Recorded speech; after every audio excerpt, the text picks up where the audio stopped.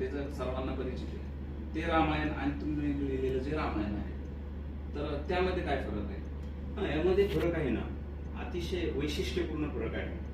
म्हणजे बघा, रामायणातील कथा मला वाटते भारतवर्षच नव्हे संपूर्ण जगाला माहिती आहे. रामायणाची कथा, श्रीराम वनवास, राम रावण युद्ध वगैरे वगैरे. यामधलं वेगळे पण असं आहे, थोडक्या शब्दात सांगायचं तर संपूर्ण रामायणच माझ्या ठिकाणी घडते. रामायणातली सगळी पात्र माझ्या आतमध्ये आहेत आणि माझ्या ठिकाणी ती कथा जशीच्या तशी घडते.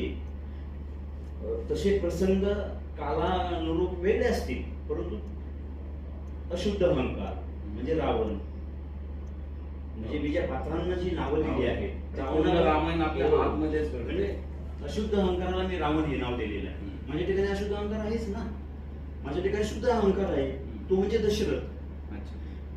हा जो वेगळेपणा आणि या पात्रांना सोबत घेऊन साधकाचा आध्यात्मिक प्रवास कसा होतो, ही रामायणाची कथा साधकाच्या आध्यात्मिक प्रवास कसा होतो या पद्धतीने मांडण्यात आलेली. हे या रामायणाचं वेगळेपण आहे आणि हे आपण आवर्जून वाचलंच पाहिजे. त्याशिवाय खऱ्या अर्थाने या परिसंवादामध्ये आपण फार थोड्याशा गोष्टी इथे आपण मांडू शकतो. बरोबर, त्याकरता हे रामायण वाचलं ना, मग ह्या मागचं वैशिष्ट्य समजेल की ही कथा माझ्या जीवनात कशी घडते. आणि भौतिक जीवनासाठी तर घडतेच, परंतु आध्यात्मिक जीवनासाठी कशी घडते. विशेष दृष्टिकोन हा आध्यात्मिक दृष्टिकोनासाठी वापरलेला आहे.